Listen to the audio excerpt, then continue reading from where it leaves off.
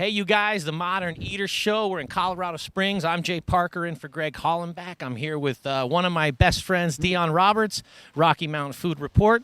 We're at Rooster's House of Ramen. We're going to go in there. Show that sign. That's where we are. We're going to go in here and talk with our good buddy, Chef Mark Henry. Oh, yeah. Me and Mark go way back.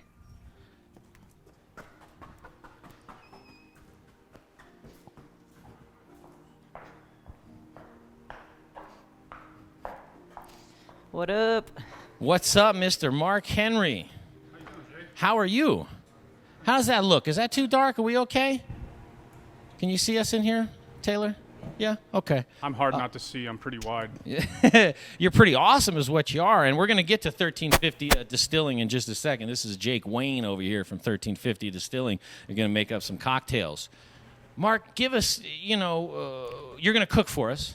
If I must. I think I know how. Rooster's House of Ramen is where we are. I want to shoot back into the kitchen just right now, and as he's cooking, we're going to talk a little bit about what the place is and what you do.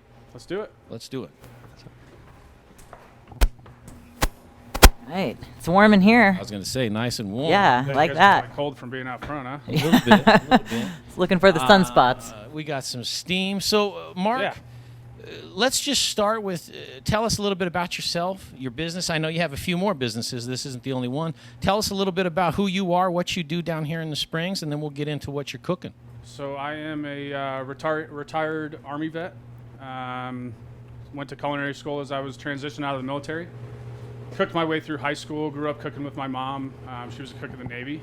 So just kind of kept in the tradition. After getting out of the military, had to figure out how to feed my family, and cooking was really the only thing I knew how to do. My military job didn't really translate. Not a whole lot of freelance killing going on. So came into the kitchen and been killing it here ever since. I love it, man. I love it. What about your other restaurants? Yeah, so we've got, this is my flagship, Rooster's House of Ramen, and then we've got Happy Belly Tacos East over on Mark Shuffle and Barnes in the northeast part of town. We've got one on 26th and Colorado Ave on the west side. And we've got Wobbly Olive up at Cinema Point by the IMAX Theater. Wobbly Olive. Yep. That's a tough one to say. Yeah. You wobble in, wobble out. You go in there and you drink a bunch of the drinks that my partner Sean Fitzgerald makes, and it's even harder to say. Yeah, definitely. The dude is an evil genius. You put a bottle in his hand and magic's happening. I love it. What kind of place is that? Upscale what kind of food? cocktail bar, American. American? Yeah, it's like American bistro style. We have a lot of fun with the food up there. Our chef up there, Justin Edgar, really good guy. He's been there for a long time, has a lot of passion for what he's doing. So really huge, I can't make drinks there because I'm not smart enough to remember all the ones that Sean and Inez have on the menu. And then beautiful food to pair with it. Great place. I love it. You have any 1350 Distilling in that spot? Not yet, but it's coming. It'll be in all the spots here soon. It's the only thing I have here at Roosters right now. Love it. And you'll find out why here in a little bit when Jake makes you a drink. Jake's going to whip it up. Yeah. All right, what are you cooking, man? What do we have? So we're going to do two ramen bowls. One is our fan favorite, our pork belly bowl. It's pork belly and tonkatsu broth. This here is our house broth. We're still kind of rolling it. We have to keep it going constantly to get it to emulsify. Take a look in there, see Smelling what's good. going on. Yeah, so this is full of seafood and meat and vegetables, and we don't really waste anything here. So all of our vegetable scraps from all the prep that we do, because it is a scratch kitchen, goes straight in here. And this is our mother, so it just rolls nonstop. We'll take it off, strain it, hold it, and then tonight we'll put it back on with a new batch of ingredients in there and just let it keep rolling so it gets super deep. Gee, Just that's a little what's heating pot. the place up in here. Yeah, that little guy, huh? Yeah. What's this? Oh, okay. I thought it was sitting on something. No, it's just sitting on 4 burners, keeping it rolling. So that pork belly bowl is pretty simple. Pork belly, our house broth, a little bit of our tonkatsu concentrate, and then we're going to do one of my favorite bowls, which is our chicken tikka masala. It's kind of indicative of what we do around here.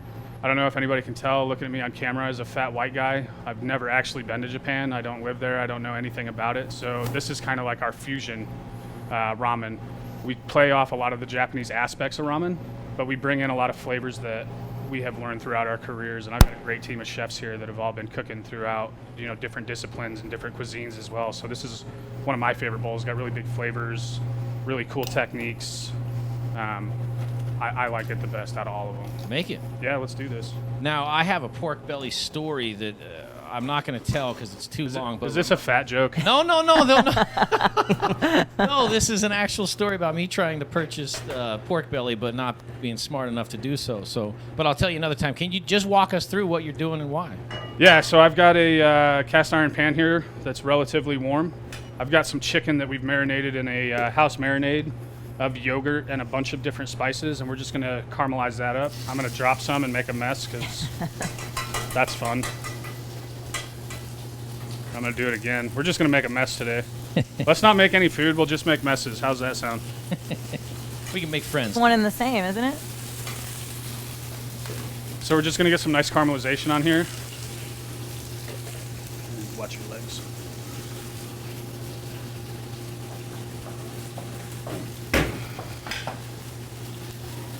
It goes with a little bit of potato and carrot. And then we've got a really nice curry broth. You want to swim right over here? That's going to go with that one. That's a curry broth right there? Yeah, so to make this, we make our own curry powder. It's a blend of like 13 or 15 different spices, lots of turmeric, and then we actually make a curry roux. So instead of just having like a curry powder, we have like these butter cubes of curry, and we use that to thicken that broth up a little bit and give it some color. There you go. So that's a traditional Japanese curry roux. Woo! Yeah, it's some big flavors. That smells delicious, and I'm Yeah. a huge Wow. curry fan. Doesn't that That smell? gets all up in your nose. Well, then you're really going to like that's this because amazing. I'm going to be honest with you. I'll level with you. I hate curry. Do you?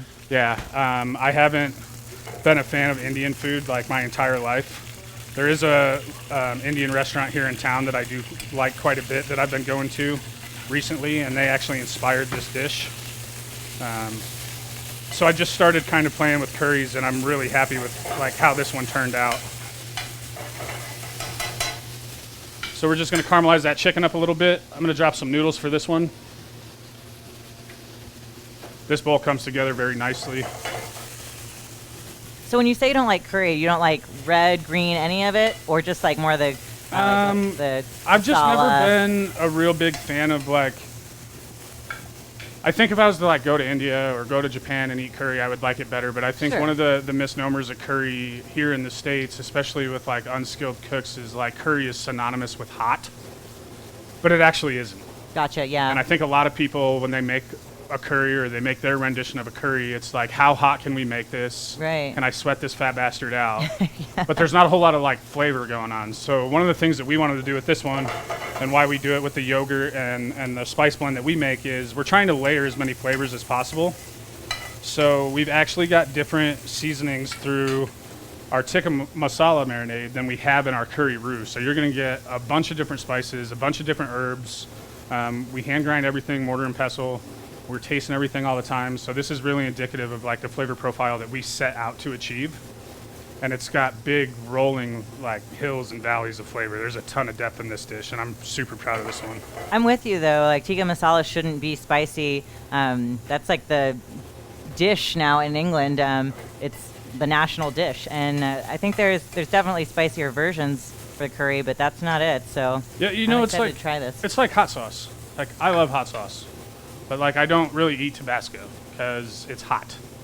I like Frank's Red Hot because it's got some spice to it, but it also has acidity. It's got salinity. Like there's depth to it. It's not Balance, just yeah. hot for the sake of being hot.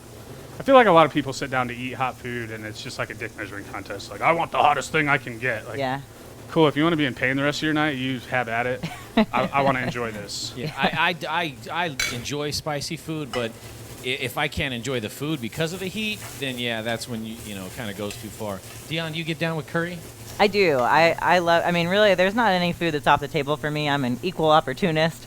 So, but yeah, I've definitely had quite a bit of curry because yeah, when I was living in England, that was kind of Indian food was really at the forefront. So I got to try some pretty solid cuisine over there. Well, with Rocky Mountain Food Report, you're gonna- around town a lot. We're going to throw down some Man. pork belly too now that one's almost done, and we'll have a pork belly bowl with it too. Oh, nice. This is like our fan favorite. Pork belly. So we've got 12-hour braised pork belly there that we confit in a little bit of garlic oil and some duck fat. Ooh, that smells good too. I love it. Dionne, tell us a little bit, while Mark's putting together this dish, tell us a little bit about Rocky Mountain Food Report and just what you do. So we've been, doing the hard work here for about 5.5 years, eating and drinking our way through the Rocky Mountain region. We are based here in Colorado Springs, but it is Colorado-wide, and like I said, we're even kind of putting feels out throughout the mountain range, and the point is to be giving people good information and pertinent food and beverage news, so kind of highlighting, craft cuisine, chefs, and just what's making Colorado's food scene stand out.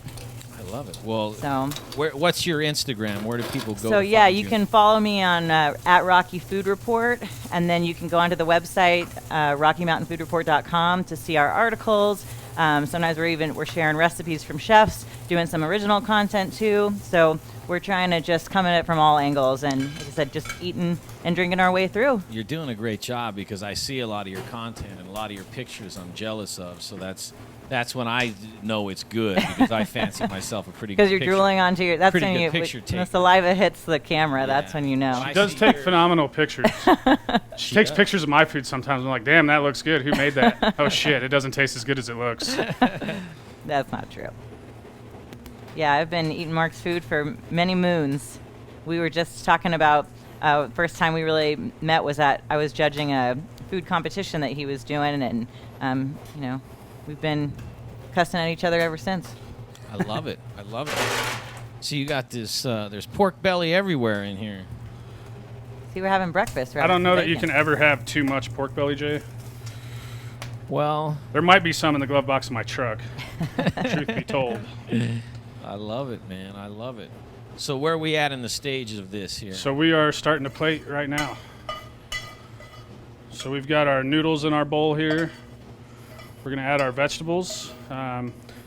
So these are carrots that have been, and potatoes that have been cooked down in a little bit of butter, a little bit of duck fat, and then they've been seasoned with some shiitake mushroom powder. So we're going to throw those in with our noodles. We're going to hit it with our broth here.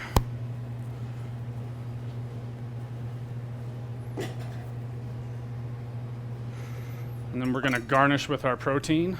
We're going to put those anywhere.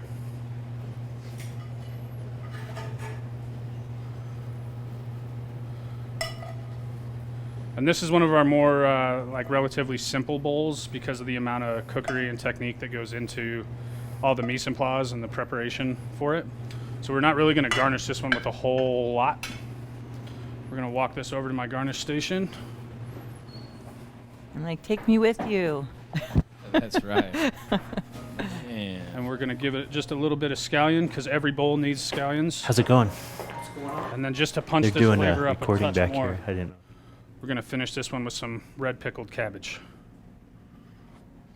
Got to get those fermented foods in. That's yeah, right. I know. The more I learn about fermented foods, the more I want them. I'm just not crazy about them, to be And told. there you have a chicken tikka masala curry ramen bowl. Say it again. Chicken what? Chicken tikka masala ramen. Tikka masala. God, that looks beautiful. It does. You guys want to taste? Hell yes. Yeah. Here. Let me do my due diligence here and take a photo or 5. Sometimes it's fun to get your little tootsies in there too, Your Tootsies. Yeah. There's some Right. chopsticks for you here. All right. Sweet. We gonna burn our tongues off if we just jump in too fast? It's warm. I would be easy. I'm gonna go for a little piece of chicken by itself. You know what I mean? Just Yeah, to, I think just that's to- a good bet. Just to get it going here. I think some of this might cool it down just a tad. Let's see here.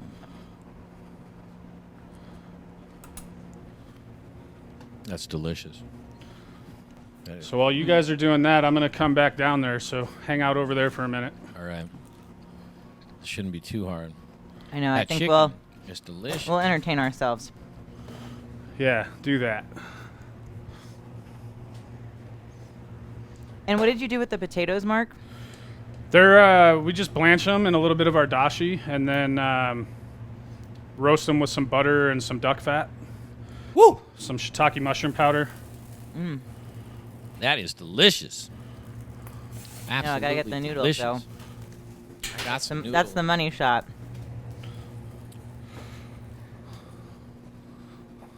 Here comes Mark with bowl number 2. Yeah, so this one's going to be our chashu, or our roasted pork belly.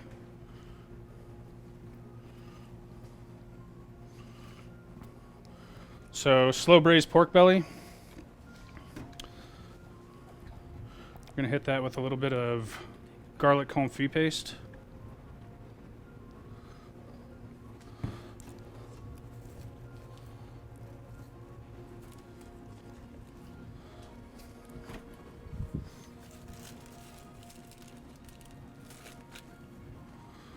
It's classic. Yeah, this is like one of 2 like original bowls that if we take off the menu, we hear all about it.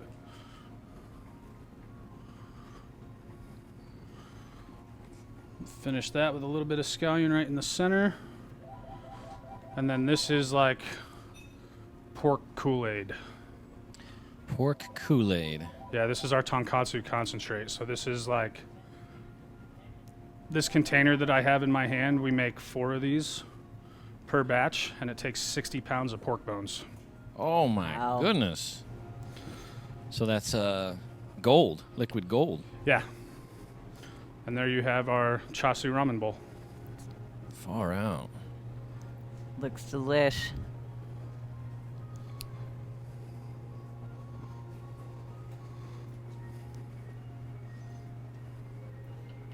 Just like eager over here, like just like. Go ahead, go. Yeah, I know I was. Yeah, I'll give silent. it a second, taking, too. Taking some pictures here. Yeah. Jump in there. You guys want some spoons so you can taste that broth? Sure. Yeah, absolutely. I want to get a piece of that pork. Here's your phone. Yeah.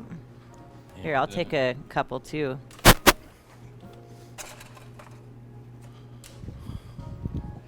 Got to get the pictures, you know. Oh yeah. Yeah. Here, I need to still get one of these guys. Have that. Enjoy. All right. Breakfast is covered. Yeah, no kid. Oh yeah, do your thing there.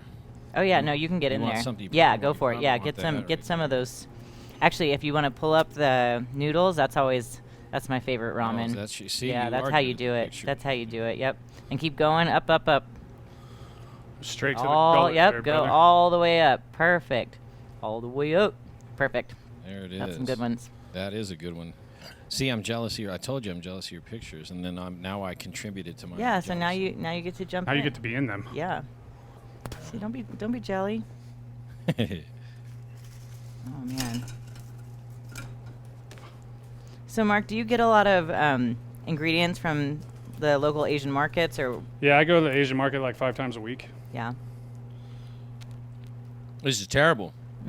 Right? Terrible. I wanted that little seaweed.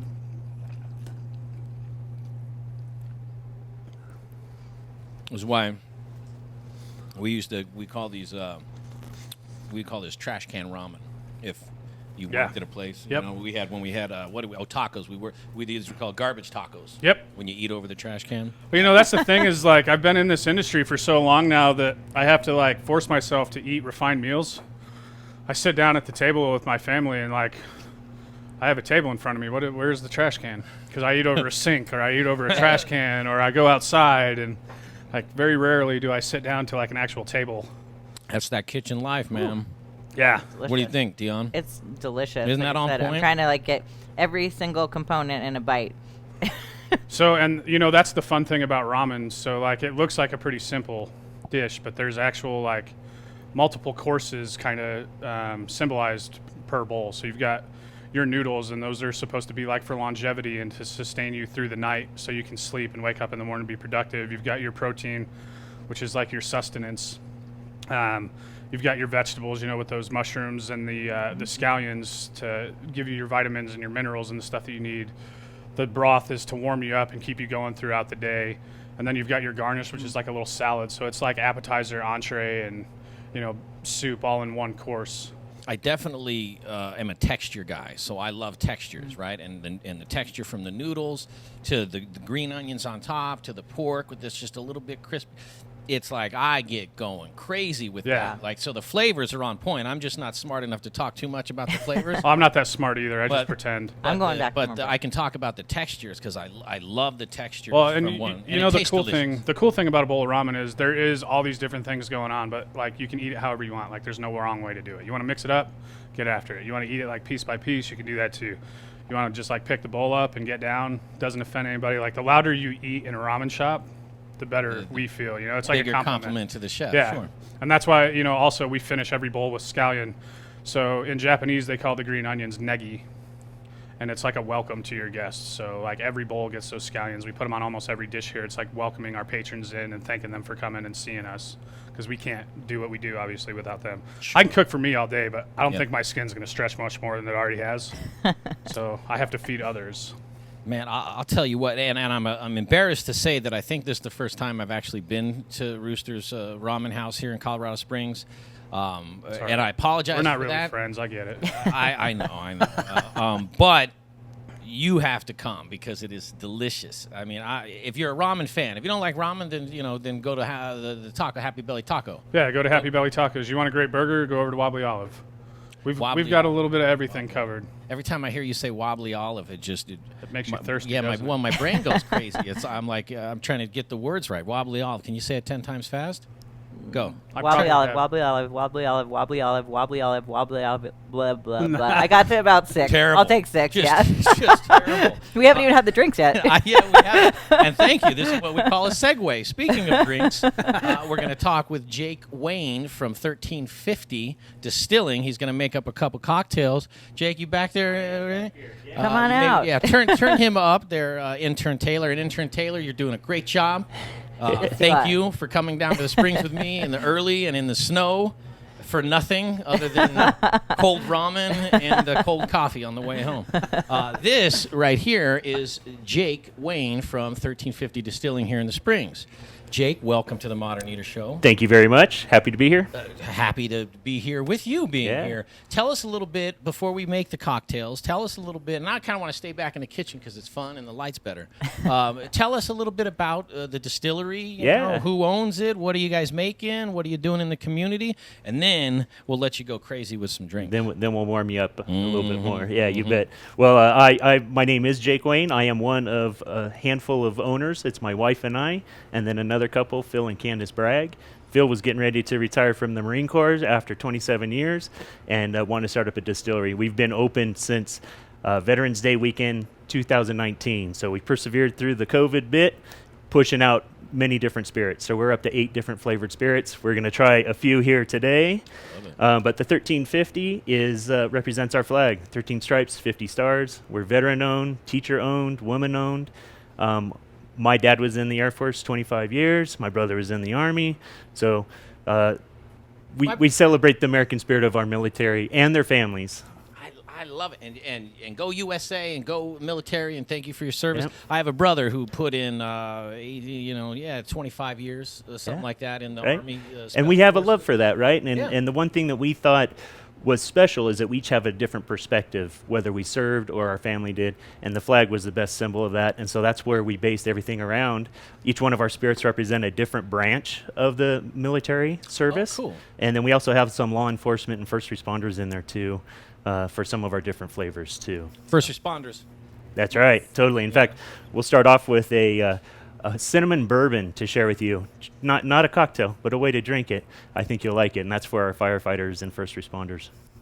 A refined shot of Fireball to start our Thursday. I Even like it. better. Better for you, better Nothing tasting. like Fireball. Yeah, Bite your tongue. Refined. that's all right, but we got to get people in the right mindset of where we're Sure, going. Yeah, sure. She yeah. said refined. All right, Yeah. let's be fair. She Yeah. said refined. Well, heck, man, where are we going to make them? You're going to make them right here? I'm going to make them right here. If you Taylor, want. let's Yeah, go over yeah, here. yeah. Let's, Yeah. let's watch the action. Yeah, so one thing, we're a craft distillery, so we want unique flavors, and I think that's where our relationship with Chef here at the House of Ramen is fantastic. He's always merging all types of different flavors and things, and that's something that we pride ourselves on as well too. But while I make one of his cocktails that he just opened up on his menu here, I'm going to give you a little taster of that 5-alarm cinnamon fire bourbon. So this starts off as a 3-year aged bourbon, which is a 99% corn, and then we infuse it just with the Saigon cinnamon. And I'm just going to give you, I got a little bit of ice here, but I'm going to give you just a little bit. Why do you choose the Saigon? It is the spicier of the cinnamons. Okay, and gotcha. we wanted a nice strong spice. And we tried the Indonesian as well, too. Okay. But we just really like the overall aroma. I put this on ice because I think it sips well, too. This is a whiskey. I went to smell the microphone. I'm like, I'm not metallic. I don't think that's opened yet. I'm like, it's not It's a ready, different Jake. It's not smell. ready. Give it a couple minutes, warm it up in your hand. So we started this last year. The firefighter smells amazing. memorial is just a half mile from our tasting lounge here in Edo, or East Downtown, Colorado Springs. And we wanted to make something for them, and we started infusing this Oh, wow. cinnamon with the bourbon, and it's so subtle. It's so nice. Now, listen, I don't imbibe alcohol, so don't take it personal that I'm not drinking this and, just smell That's it. all right. But I have a feeling that Chef Mark Henry over there will. Chef will probably help you out with that. But as well, too. I can tell you, I can. Yep, there we go. The Cheers. smell of that. I mean, for what it's worth, right? No, we This- put it that in a smells hot amazing. toddy, so like a really cool day like today, Oh. make yourself a little hot toddy. can That's imagine. excellent during the can holidays imagine. in an eggnog. Chef. I like it just like this, maybe a little twist. The of nice lemon. thing about this one is like you take the nose of it, and Dionne, correct me if I'm wrong here, but like you smell the cinnamon. I smell some orange and like some citrus Oh, undertones definitely, there. yeah. I don't get like any sugar, no No. corn syrup. It's none of the like commercial It's Jack clean. Fire, none of that stuff. And that, actually when I went and met with Wayne or Jake, and he was like, "Here, we're gonna do this," I was like, Yeah, I'm not really interested. He's like, "All right, cool, drink it anyway." yeah. So I took a sip, and then I left with like 3-4 bottles. That's right. Yeah, absolutely. It's such a different aspect of like that flavor profile, and I think it's really neat because it plays on. I mean, it's very similar to like the ramen that we do here. I say ramen, you immediately have like this preconceived notion in your head. So when I can elevate that and give you something different, like we bond over that and like we have a lot of fun with it. Hopefully you come back. I get to cook for you more. This is kind of the same thing. He said cinnamon bourbon, and I was like, yeah, preconceived notion. He elevated it, made it way better for me. I wasn't even interested in it. Now it's on my cocktail menu.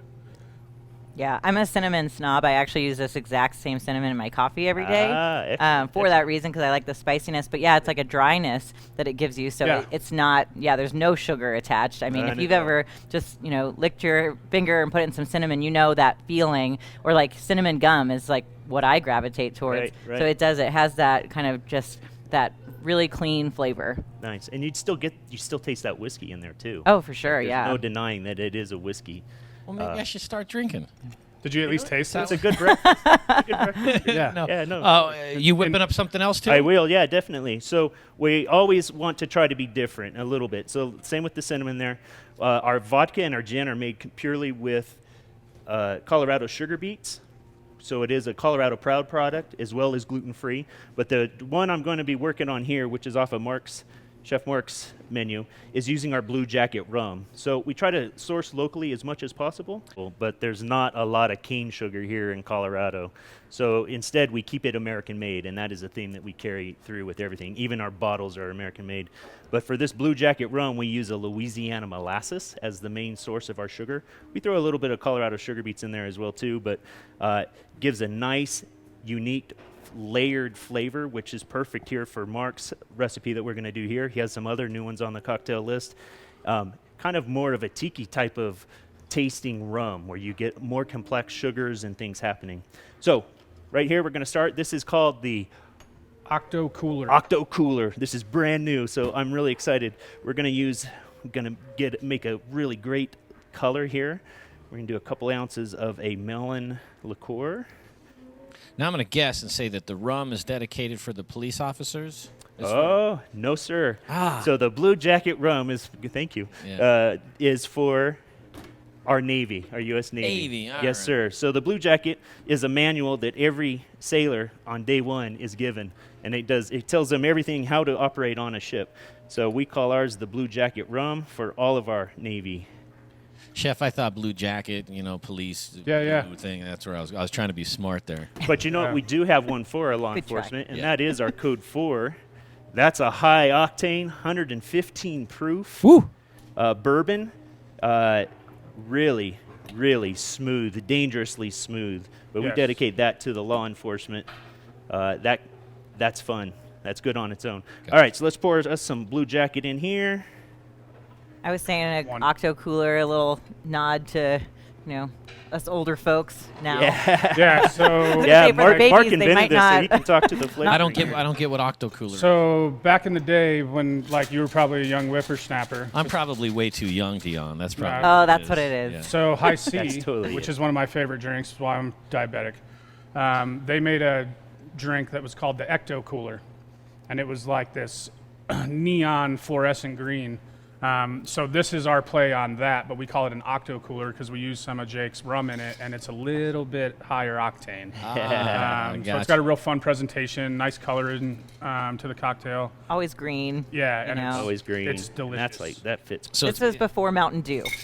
Yeah, I mean, That's right, the truthfully- gateway to Mountain Dew, right? yeah. The Ecto Cooler was like our version, like the gateway drug into like sugary drinks. And that isn't that just fun? That just looks Now great. that is fun. And it's also, mostly spill proof. And a Yeah. little milk jug. Is I'll that let you do the honors All right, here. okay. is that what Sure. you serve those in, Chef? Is Yeah. little mugs like that's all? I really Isn't that like great that. presentation? Yeah, I that's just love super it. cool. That's adorable. So our rum, me back to besides childhood. being really sweet with the molasses, we do a sugar back to it, and that's what gives the extra color to it.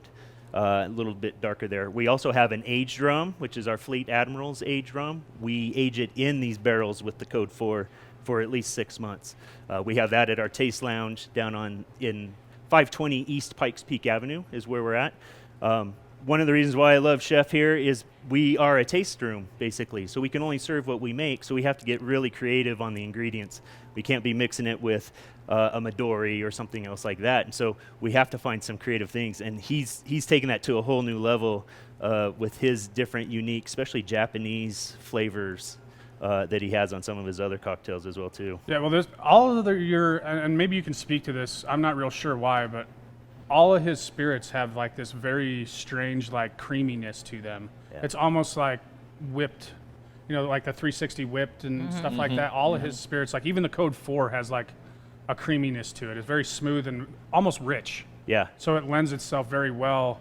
As a chef, I think, when I season a piece of protein, the seasoning adheres and bonds to the fat. Yeah. So when I think of your alcohol and that creaminess and that richness, it's almost got like a little bit of fattiness to it. So it lends itself really well to like marrying flavors, which makes building these cocktails kind of a lot easier. Like I'm using really good product, but it's really Right. just because it makes my life easier. Totally. Yeah, that's great. Like No, you we were love saying, that, too. layered. I mean, like with a dish, with a drink, you want to have layers. Like you just don't want it to be like one note. Like Right. So Right. I mean, Yeah, one-dimensional. So, and some of that are the ingredients that we're using. So we are using a Colorado sugar beet. So this is our first one for the Army, the original military, the Minuteman vodka.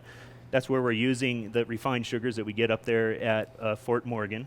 I think that on top of, and on every bottle, we have a little shape of our rocket still. So it's the only type of shaped still like that in the world because we had it custom made for us, handcrafted by a gentleman out of Eastern Washington. The shape of the still really helps with the overall flavor of any of your spirits that go through there. And this still is great because we can make our vodka, our rums, our gin through it as well, and check our this thing whiskeys out. as well too. So he's got Oh, yeah, wow, there you go. that is yeah, so we that do is a slender tours. guy. We have a great taste lounge. We think we have the best looking bar in our taste lounge. It is pretty damn sexy. Thank That was one of the first things I noticed when I walked. I think we even spoke about it. Yeah, definitely. All cherry wood, copper top bar. Really a great place to sit, hang out, have a nice craft cocktail, just enjoy. We'll have food trucks and things like that as too. Maybe some catering here from Chef too. But we do tours on Saturdays, so you can learn about how our process differs a little bit from others, especially some bigger labels, and why craft distilling is so great. We're helping the local economy, we're reducing the carbon footprint, and we're making great tasting, unique spirits that hopefully you'll say, I'm not a cinnamon bourbon fan, or I don't like gin, but you try ours, and it's kind of your gateway onto the new Mountain Dew, right? You want to try others because of what you've had with us. So like our gin, we call it a Colorado dry gin. It's real light on the juniper. So a lot of people are like, man, I had Beefeater when I was 22 and I can't stand it, right? Yeah. We're like, man, try this, because we start with our vodka and then we run it through the still one more time with all of our botanicals, and super, super good. Goes great with citrus, any sort of citrus drinks in that. And Chef's got some different things that he's been playing with too. That was it. Same thing. One, right? Yeah. Yeah. Yeah, that was solid. Jake and Chef Mark, I can't thank you enough for letting us cruise down to the Springs and mess with you guys. Delicious ramen. Next time, I would love to go to one of your other spots and do a kind of a same thing over there if you'll have us. And Jake, most definitely. Thank you. We're going to come down, and I was going to have you tell what gin is designated for. And but I don't want you to do it. I want him to go to the website to be able to figure that out. Right? What's the website for you guys? 1350distilling.com. 1350distilling.com.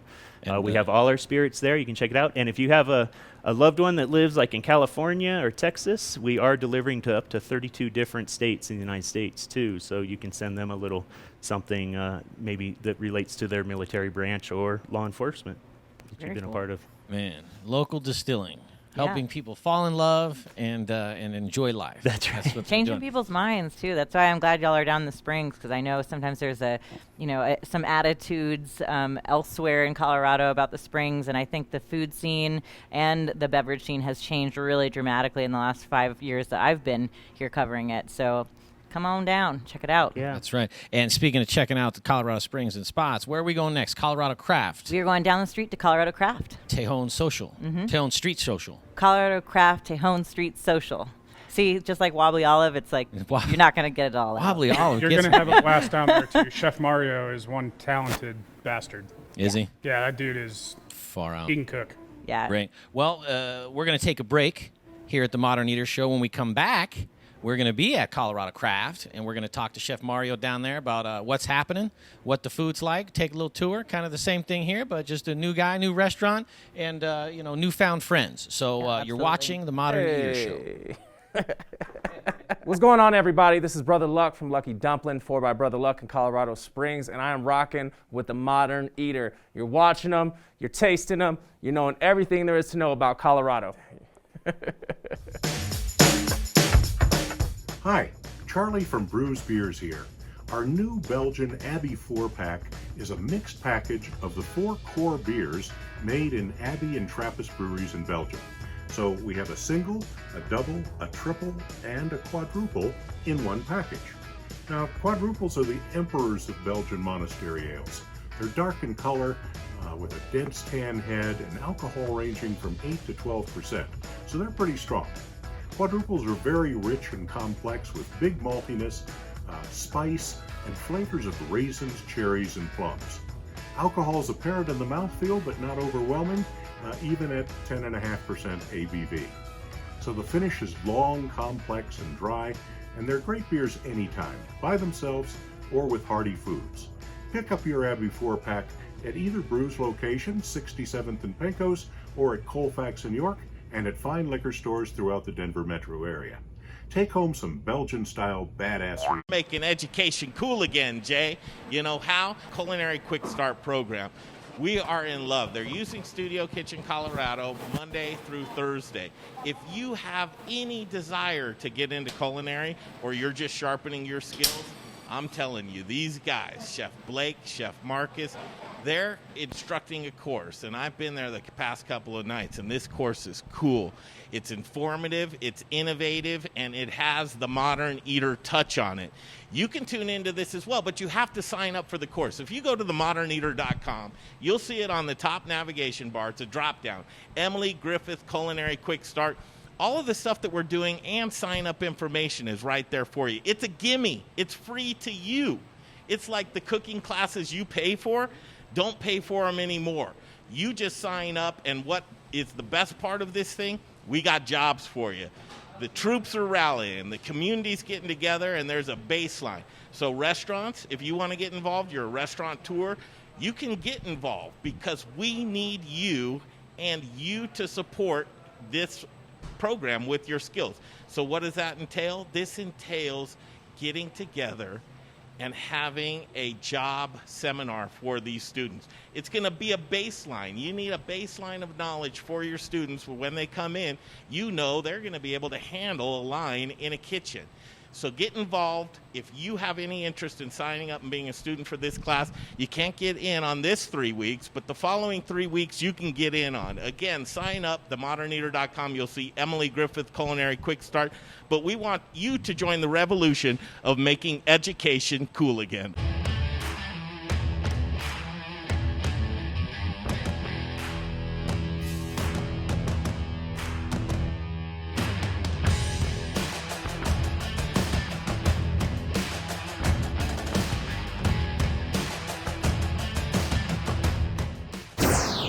You're watching The Modern Eater, and now back to the show. All right, you guys, back to the show. We're at Colorado Craft in Colorado Springs. But before we get to them, I want to talk to you about A-Plus Beverage Solutions and Jeff Rourke.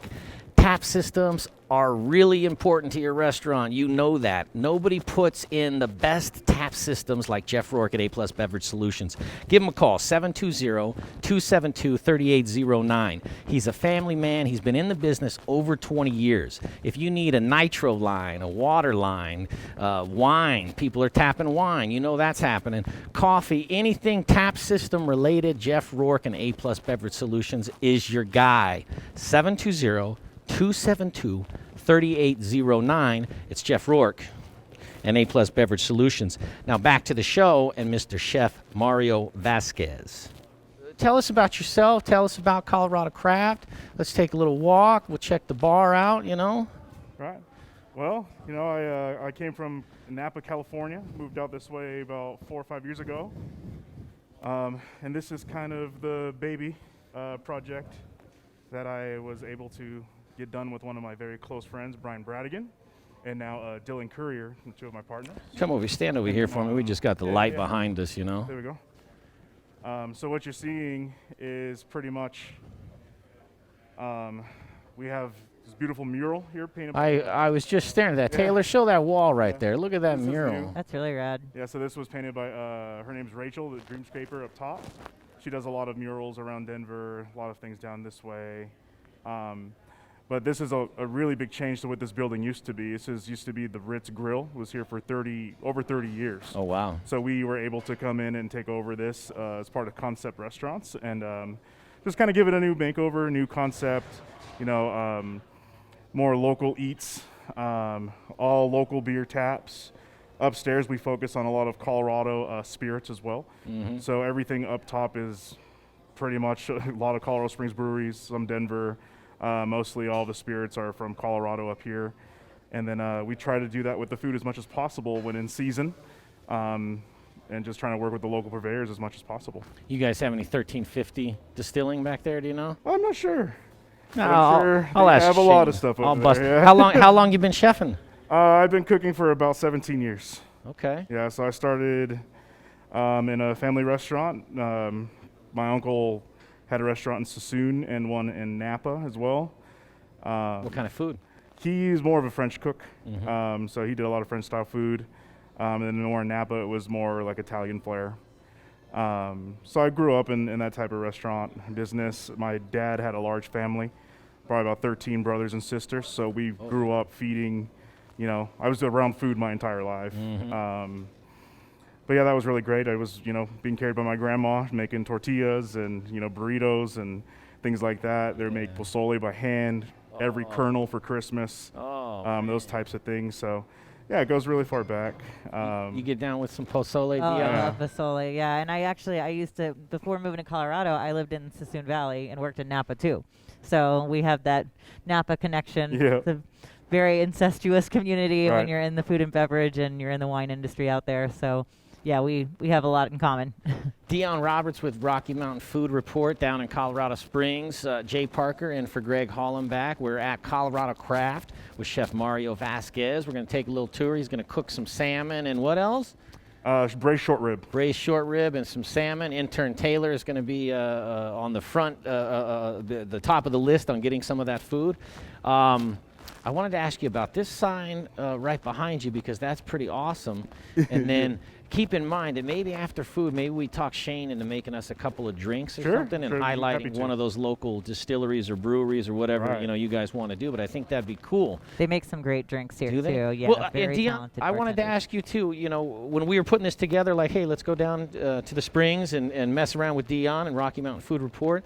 What about Colorado Craft was like? Oh, you know what? Like, we should go in there and talk to Mario. So, I mean, I first met Mario when he actually was part of the opening team at Till. And then, like I said, we kind of established that Napa connection. And, yeah, I kind of have watched his evolution. I mean, I know that Mario is extremely capable with his fine dining skills. But he also, I mean, he's just such a down-to-earth chef that he also really will just as well crank out some killer, like, Nashville hot chicken sandwiches or burgers. And then more so to the point, he really does value the Colorado farm-to-table aspect, which I think is, such a Napa entity like that. I think he's carried forward. And I mean, the Colorado food scene, at its agricultural level is near and dear to my heart. So he really focuses on that very much here at Colorado Craft, and I appreciate that. I love it. There you go. Keep it local, baby. Yep. What does Brian Freeman say? No, or maybe Greg said it. To keep no money wandering. No money. Yeah, no money yeah, we'll go with that. Keep it No local. money laundering. Tell me about the sign. Tell me about that sign real quick, and then we're gonna go Yeah. cook something. Yeah, so this sign was actually, it's a compressed wood. And we got this, I forget who made it for us, but the whole background as well is refurbished wood as well. Okay, that kind of so- looked metallic to me, but that's wood. Yeah. When we first opened this, everyone that put hands on this was some small time builder, local, someone has a small local shop. This was all woodwork. Same thing with the tables. They were part of an old bowling alley that used to be Bear Creek Bowling Alley, I believe. This over here? Yeah, so those are all remade out of the old wood from there. Oh, that's pretty cool. Yeah. Right? Look at that. So these were the social tables, but with This was my mark. everything going on, they're kind of useless now. This was my mark right here in See? Bowling League. Oh, yeah? 1987. Oh, yeah. We're just trying to create That this, was my like, mark. a good vibe to drink beers and, have a cocktail and not feel so snobby. Same thing with the food, like I don't like to wear chef coat just because I want to feel relaxed and I want my guests to feel like anyone's welcome here. We do have the open kitchen as well, so it's kind of, we're not trying to be more than just some casual place where we do good food and good cocktail, but that's where I want it to show at. I don't want anyone else to feel like they don't belong. So that was always the big thing where you can't get a good beer with a really nice plate of food half the time. And if you are, it's overpriced and it's bottled or, some fancy can. So Gotcha. here we have a lot to offer as far as that point goes. You ready to cook up some Oh, salmon? I'm ready. Let's do it, man. Lead the way. Yes. Let's go try and get in somebody's way here. And that's what you're going to see, like with the salmon. We buy, when Lacey had her salmon, we used to get it from Alaska, and she used to Right. sockeye. This is an organic Tasmanian salmon from Australia. Oh, no kidding. Super, super good, has nice flavor, and comes in whole, fresh. It's beautiful. I love it. If you don't mind, as you put together this dish, just kind of narrate it for us. What you're I'll go doing, through it with you and guys. I'll try to keep. I want Taylor to be as close to you doing this as possible, but I'll stay out of the way. Okay. All right. All I need to do is grab some stock really quick, and then we can get going. Smells good in here. Thank Smells you. delicious. What was that dish that went out there that wasn't the burger? That was Yeah, our the- mac and cheese, and they added the fried chicken tossed in buffalo sauce on top of Oh, that's how you it. So, do it. Yeah. There's a lot of people, they come in all the time, and they're always, I want to add this, I want to do that. And Yeah. It's easy. We have it, we make it. Mix and match. But that's Mario's like as far away from pretentious. He's just like, yeah, like you're a paying customer. Like I'm gonna give you what you want, and sometimes people are like, no substitutions. Like what? Why? Like That is an interesting So- thing, the no substitution things. I've worked in enough restaurants to where I was always of the opinion to where if you want something extra, I'll give you extra anything you want, Sure. as long as you know that the word extra comes with a price tag. Sure. You know, you can't get a double burger, Yeah. even though it's not. You can get a double burger, even though it's not on the menu. Yeah. But it's not going to be the price of a single burger, just so Oh, you know. for sure. You know, you throw on some extra. I mean, if you don't Extra know that scratch. guac is extra at this point, then Oh, man. you've been living under a rock. yeah, that's right. Extra guacamole. You're going to Yeah. charge me for that? Every day, all day. Yep. Well, Dionne, I'm just going to be a little nosy here. You I know, it's I like looking smelling around. good.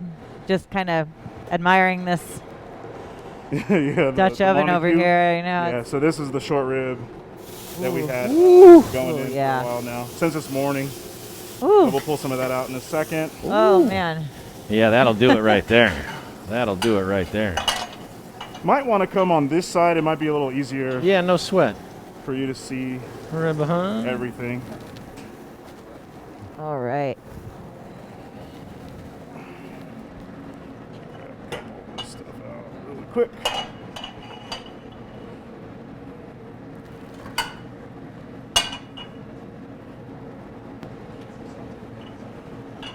All right, so we're gonna do pan-seared salmon and a chili braised short rib. The salmon Multitasking. is going to be coming with jasmine rice, a red coconut curry, enoki mushrooms, and baby bok choy.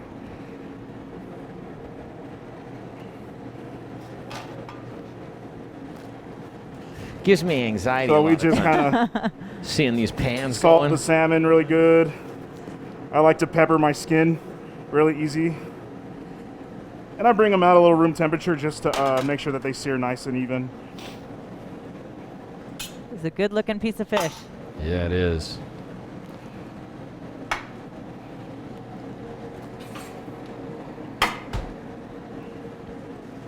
Very nice. All right, I got my pan heating up for my salmon. A little bit of grapeseed oil. This is just a nice neutral, high temperature oil that I like to use. You ever get down with sunflower oil? Oh yeah, that's what we use in the fryers. Oh, do you get it from Colorado Mills? We do. Hey, Colorado Mills Sunflower Products. We do. Proud. So this is my baby bok choy. I'm gonna start to butter glaze these guys out. And I'm gonna add my nice enoki mushroom. These are from Korea. They're just really, really nice, and they kind of fit with the theme of the, more of like a Thai influence of a dish.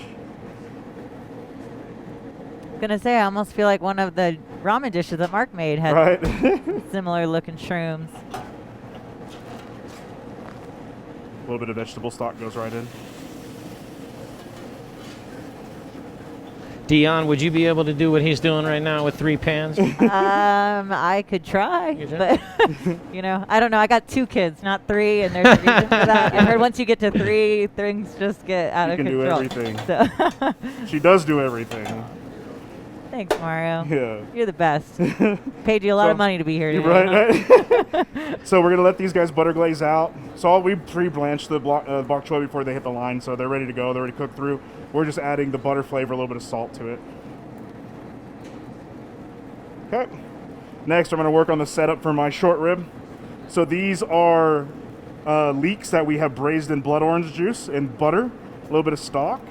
The goal was to try to turn them into like pink rings on the sides.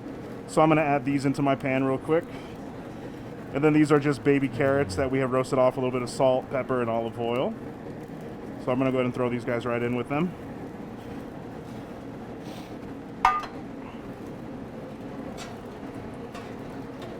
And then I also gonna add a little bit of stock.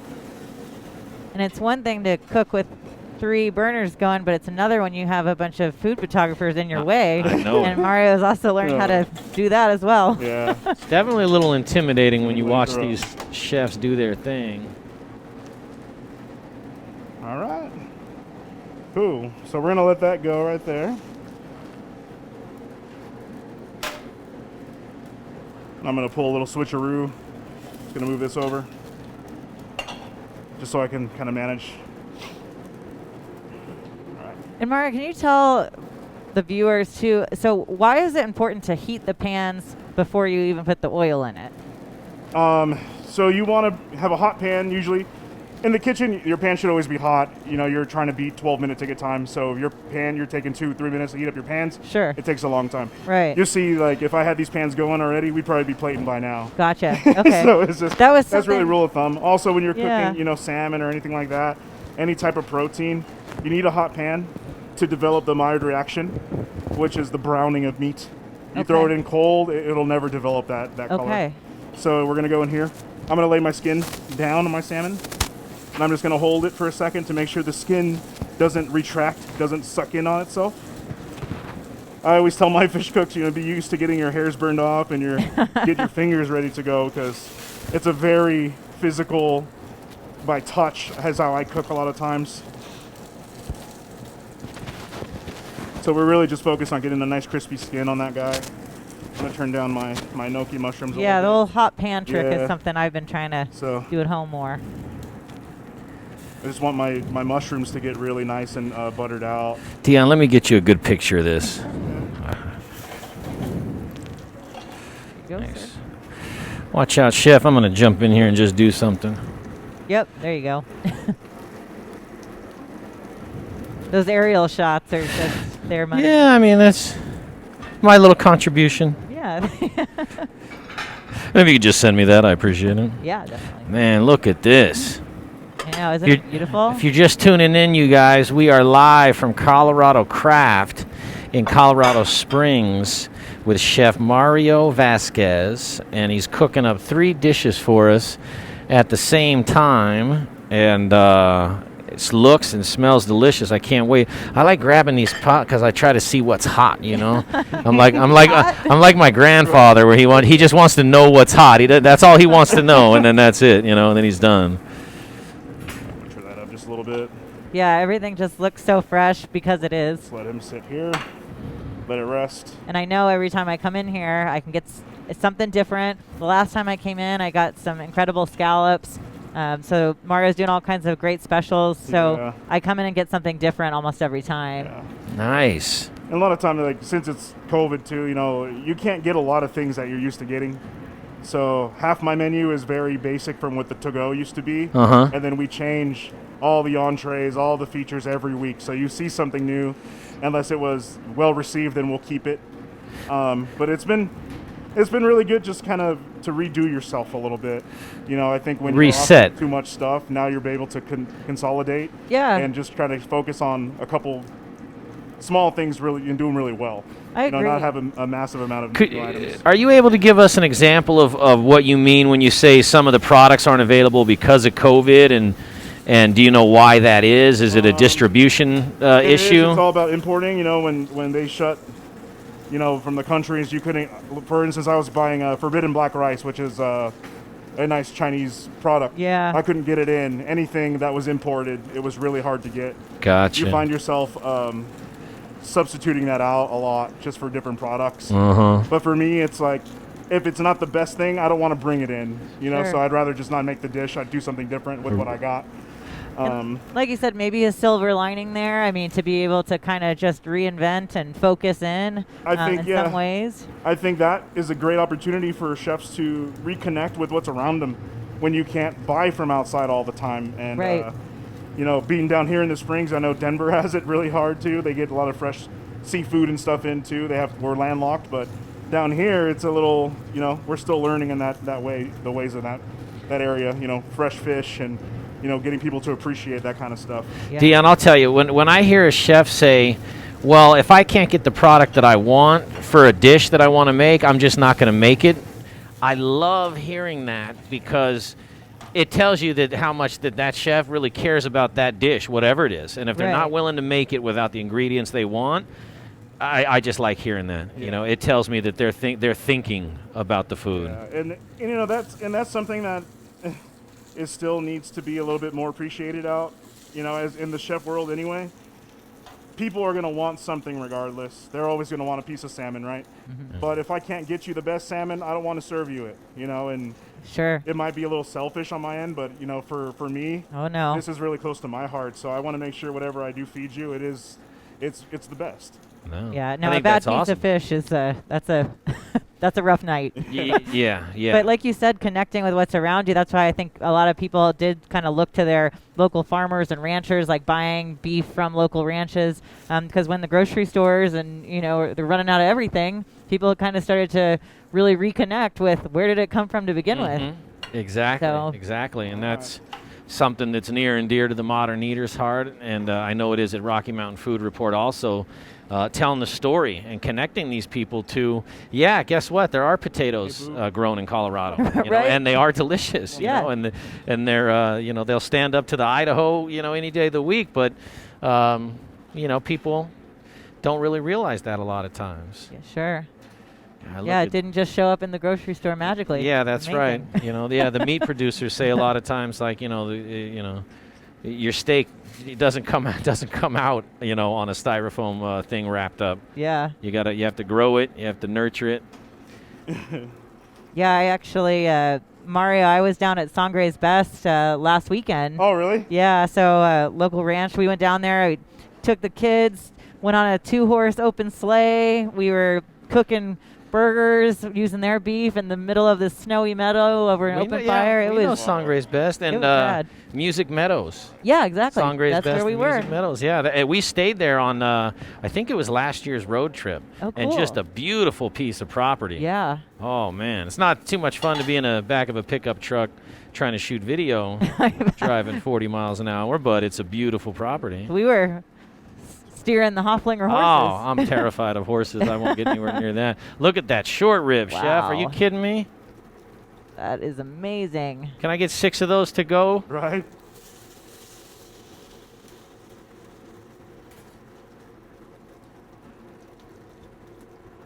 Pull out a nice one. I think these are nice right here. Really, really nice.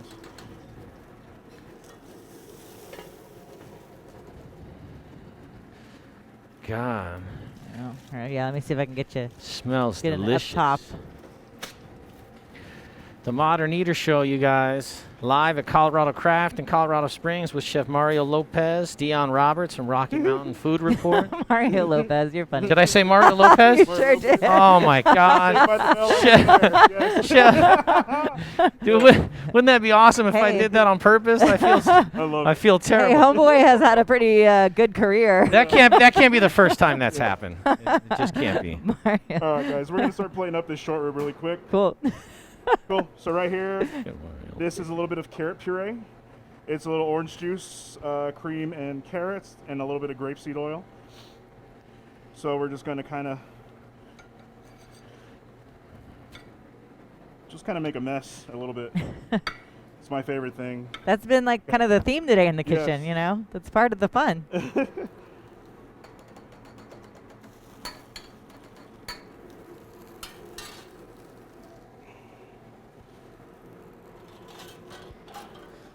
That looks beautiful so far. Yeah, so far.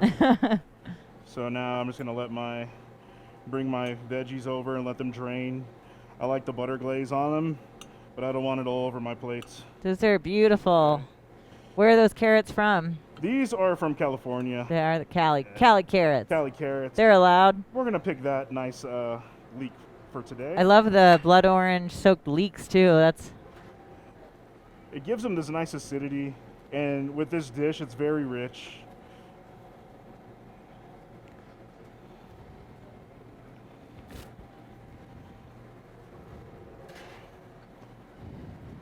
So we're just going to let them rest up really quick. See a little plating class. Right?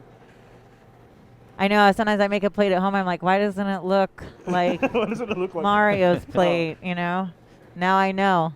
So we're just going to start dropping carrots down.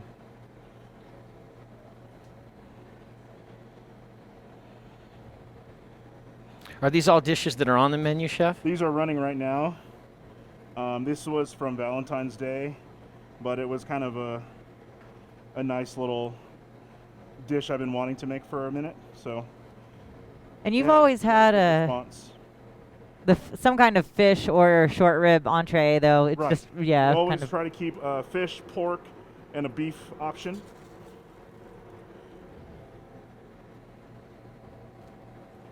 Just gonna let him sit. Mm-hmm. Holy moly. That falls under the holy moly category. Yeah, no, see, that's starting to, like, that's getting the drool-worthy pictures going. Now it's coming to life more. So I got these man. pickled Fresno chilies here. The dish is very sweet in a way, so this is going to help to accent and bring out more of the chili flavor in the braise. There's Okay. like guajillos, chili de arbol, California pods in the braising.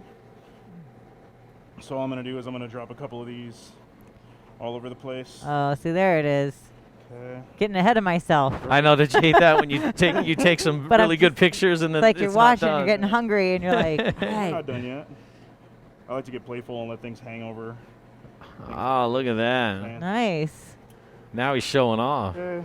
And then, Dionne, there's some carrot strands right above you on that tray. Yep. You just pull that down for me. Yep, sure. There you go, sir. And then these are also carrots that we have turned, and we just fried them up, add a little bit of salt to them, just give you a nice crunchy element to your plate. That is gorgeous. And then I'll drop a couple piles, just around, just for some accents. Mario, you are a bad man. Yeah, that's I mean, I'll say this about this dish, and I have a feeling I'll say it about the next one. But it's like, how could you not order that when you came Exactly. in? You know. So this dish, Is braised that- short rib, chili braised short rib, carrots, Yeah, let me- Fresno chilies, and braised leeks. Wow, that is just That is magical awesome. looking, isn't it? What's next, chef? Next is one of my favorite dishes. It's probably one of my favorite meals to eat at home if we're making anything. White rice and curry, like a curry soup. Really, really nice. And then you add the salmon, this really nice salmon on top of that. It's beautiful. So let's get going with that one. Yeah, let's do I'll it. put this Alright. up in the past. You guys can hold on to it and keep it later. Butter up, dip. All beautiful. All right. So next is the salmon and red curry. I have a little bit of jasmine rice here. So I like to do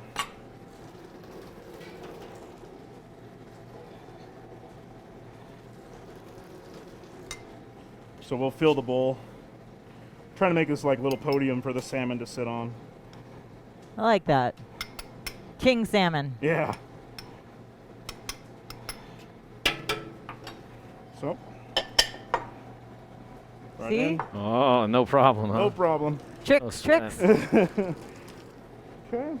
Now I'm gonna come over here. I got my curry soup, curry sauce right here, red curry. We're just gonna ladle this in and cover the bottom of the bowl.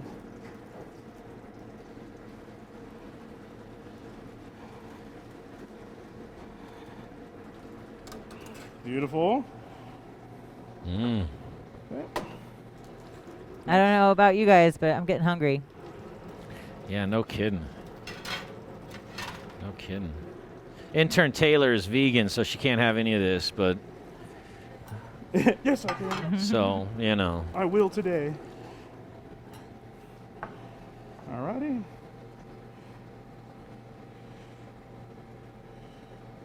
Just gonna let this kind of drain out just a little bit. So I'm gonna drop my baby bok choy. These are grown locally as well from Emerge Aquaponics up in Black Forest. They do a lot of mixed greens, butterhead lettuces, but he actually grows bok choy, and this is one of my favorite things to have on And hand. So what are they called? baby bok choy from Emerge Aquaponics. Emerge Aquaponics.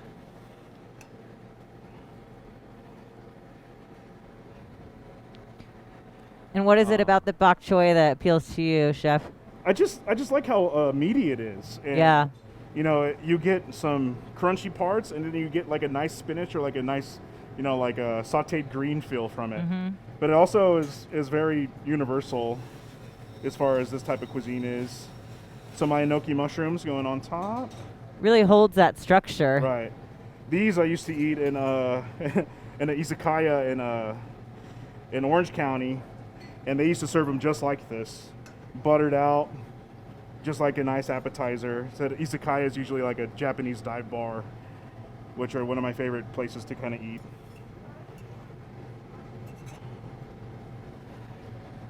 God, I love these because they can just like kind of pile in, Just Just lay those down on the ends. All right. I mean, and even Oh, from a man. vegan perspective, yeah. I mean, like I said, that's some meaty, filling veggies there. Right. All right. Good thing. Now comes the salmon. Just gonna let that sit right on top. I mean, And then I have that little pan up there. This right one? there. Oop. You want to Okay. pass that over to me? Yep. These are fried enoki's. And I like them because they kind of remind me of coral or any type of like sea green. So I'll push them in here. Really try to contrast them a little bit better. Like so. Oh, man. Oh, jeez. And then Dionne, I have my togarashi right there in that little red, This that guy? little half deli right there. Yep. This one? There we go. All right. Chef, when you're not cooking and working here, what are some of the places around town that you like to frequent and get a bite to eat? Ooh, I like I like to go to Nara Sushi. It's kind of like one of my favorite places to go. Just a little different. You a big sushi guy? I love fresh, raw fish. Yeah. Really, really nice. Yeah. Down here, I mean, you got Red Gravy. You have Mackenzie's Chop House down the street. They're always good to go visit. You ever mess around with Chef Brother Luck? Oh yeah, I love the dumpling house. He has Four is really fun. Mark Henry's Roosters, ramen over there. Yeah, he just made us some killer ramen too. Yeah. So this guy is done right here. That's the salmon. This is the guy. Yep. This is a salmon dish. Dionne, I don't know about you, but which one do you order? Both. If you come Gotta get both, man. if you're me. or if you're out with a friend, you get yeah. one of each and then you go halvers, right? Yeah, my significant other and I, we definitely we share. Yeah, because I'm never really able to decide. So Yeah. You have to on this, Chef. But That yeah, is this looks beautiful. amazing. One of my man. favorite dishes. can't wait to try it. Yes. Oh my gosh. So you got like 4 or 5 more things we can whoop Yeah, up. What do we I got, spicy huh? chicken coming up right now. Are you gonna man. do something else? Oh yeah, I'll make a sandwich, Wow. a spicy chicken sandwich for you guys. Let's do that. And That then way. if you guys are just tuning in, this is the Modern Eater Show live from Colorado Craft in Colorado Springs with Chef Mario Vasquez. And not the other one. Not Lopez. Not the other one. And I'm here with Dionne Roberts from Rocky Mountain Food Report. I had to think about your name and who you were just to make sure I didn't mess that up. I'm in for Greg Hollenbach. He's in Florida. Oops. Let's just go right in.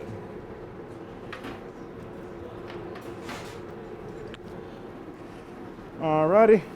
So we're gonna toast our buns for our sandwich real quick. So chicken sandwich. Chicken sandwich. So we're gonna go with coleslaw. We shred this by hand. Can I ask you why you shred it by hand? I don't like how thick that the stores will shave it at. Uh-huh. I like it to be a lot more finer. It just helps. When you're doing it fresh, it's a little thinner, so it doesn't take as long for the cabbage to really absorb as much as the flavor. Typically people will leave coleslaw like in the dressing for a long time. Mm-hmm. But here we do it to order. So this is an apple cider vinaigrette. And then apple cider vinegar and cabbage. Its best friend is fresh apple. So we are going to julienne these really quick. Julienne. So we Julienne. probably sell like 50 to 60 of these on a good day. So you can imagine the cooks on here doing this very quickly. Goes right in. A little bit of salt. Pepper. Yes. Very ready. Okay. I'm gonna let that hang out here for a second. It's gonna come with pickles, so I'll let those hang.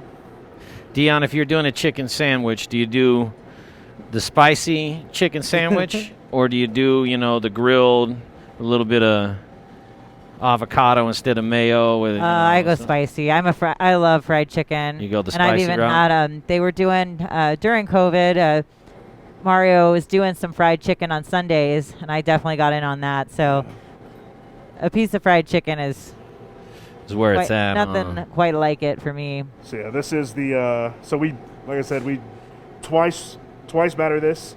It's buttermilk and flour mixed with a little bit of the spice mixture that's on the chicken goes inside that mix. So it is really spicy. Oh, and this man. is the coleslaw is meant to help cool it down. And then the sauce on the top and bottom is a comeback sauce, which is kind of more of a southern dipping sauce. You'll see it on a lot of like oysters and fried things. And we're just gonna do a nice handful over the slaw, right on top. Ooh, man. I think it's lunchtime. Oh man, I mean, I know. can't. Isn't that just like fantastic? You shouldn't do this when you're hungry. I know. It's brutal. And then we're Look just at gonna that. top her off. Really Boom. nice. And then get a little pick. You hear the crunch? Yep. Yeah, that's awesome. Yeah. Intern Taylor, how can how can you be a vegetarian? How can you live your life this way, Intern Taylor? You know? Yeah. Well, you know, man. she said that she didn't know chicken could be so if it delicious. means anything, though, I do appreciate it. Yes. They say you should try to eat vegetarian or vegan once a week at the most to help out. Yeah, listen, I mean, in moderation, everything works. Look at that, pretty Wow. maids all in a row. Yes. I think we need to Gosh. sit down and eat this. Check it out, you guys. Colorado Craft, Colorado Springs with Chef Mario Vasquez. Dionne Roberts from Rocky Mountain Food Report. Now, Chef, if you look out there, Taylor, can you see bartender Shane out there, young, handsome gentleman? He's going to whip us up some cocktails. Oh, yeah. So, you know what? I'd actually like to take a break right now, hear from some of our wonderful local sponsors, and then when we come back, we're going to be a Colorado Craft. We're going to make a couple of cocktails with Shane, the bartender. How's that sound? Oh, yeah. Sound good? Great. All right.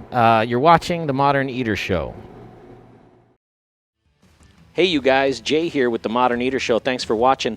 Don't forget about our YouTube and Instagram channels. A lot of killer content over there. Throw us a subscribe on YouTube. Throw us a follow on Instagram. And thank you for supporting TME. We couldn't do this without our amazing sponsors, so let's check them out right now. Very proud to be part of the Modern Eater, and chefs, restaurant owners, any food service operators. I know right now that delivery and carry out is bigger than ever, and we got you covered. Cambro has a full line of delivery and carry out items. More economical options are expanded polypropylene or EPP, nice insulated container. The ProCard Ultra is really versatile. It's a great unit because you can actually store cold products down here, hot products up here. It's all 120, there's no refrigeration worries. It's all thermodynamics. Just let us know what your food service challenges are, what it is we can do to help you out, and there isn't anything that we can't do for you. So hope to see you over here at our facility in Park Hill soon, and stay safe out there. Everybody, with several $1 million of hard assets here, insurance is very, very important to us. Ewing Levitt covers it all. Machinery, building, workman's comp. Ewing Levitt's got us covered from the floor to the ceiling, from our alley, even to the street.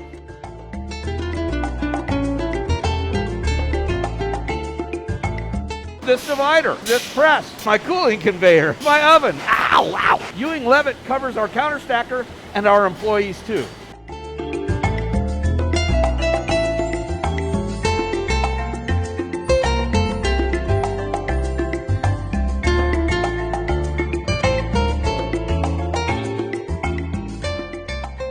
If you need insurance, take it from Little Rich at Rockalitas. Call Ewing Levitt, they'll get you covered.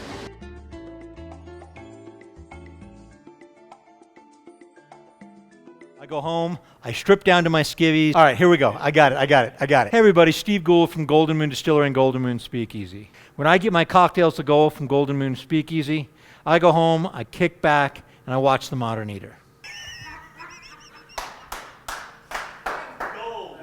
skivvies. Hey, I'm a Marine. All right, It's you skivvies, guys, man. back to the Modern Eater Show. I'm Jay Parker. I'm in for Greg Hollenbach. Thank you for tuning in. We're out in Colorado Springs.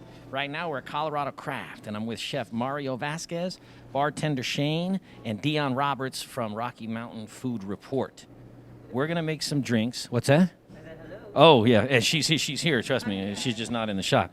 What we're going to do, Chef Shane is going to make a couple of cocktails here at Colorado Craft. He's going to tell us about them, some local distillers.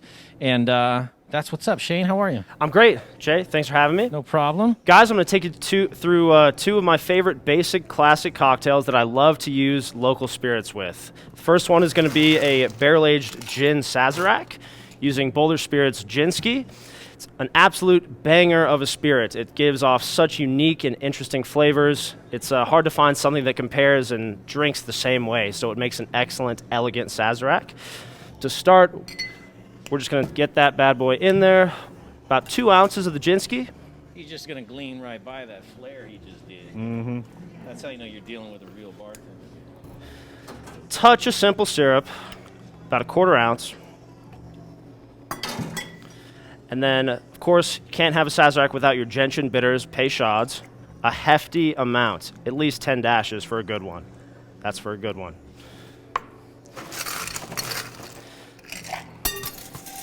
It's a stirred cocktail. Yeah. A good stir is probably about 10 to 15 seconds, depending on what you're making. This cocktail doesn't get any ice in it. I'm just simply chilling the glass with this ice right here. So maybe 15 seconds is good. Now a Sazerac also gets an absinthe rinse. And for this absinthe, we're going to be using the Golden Moon Distillery Redux Superior absinthe out of Golden, Colorado, just west of Denver.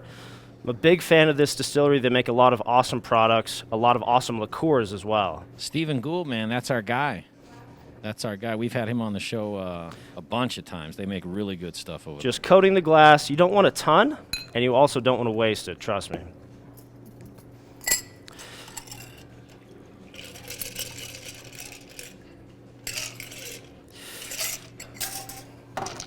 Strain in, and then we're just going to garnish with a little bit of lemon twist. How many of those did you make on Tuesday? On Tuesday, quite a bit. We sell a lot of Sazeracs. You want to make sure you're getting that nice lemon zest all over the glass. Very important because it adds flavor. Then we're going to twist it all fancy-like. Lose some of it, but that's okay. That looks perfect.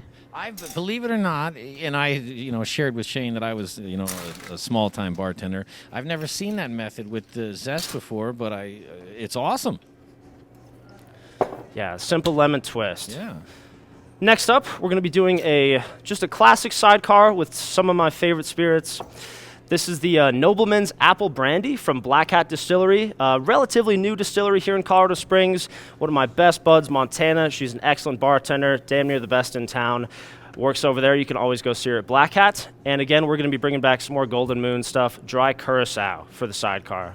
Sidecar is a classic brandy cocktail, usually very tart, and it gets a sugar rim just to sort of tame that tartness. To start it off, we're just going to add our citrus. About 3/4 ounce of fresh lemon juice. Usually it's orange liqueur. We're going to be using, aka triple sec, we're going to be using a beautiful dry curacao for this one because that apple brandy is going to add some sweetness to the cocktail. So we can use a little drier ingredient. And that was a 3/4 of that as well. We're going to go 2 ounces on the Blackhat Nobleman's Apple Brandy.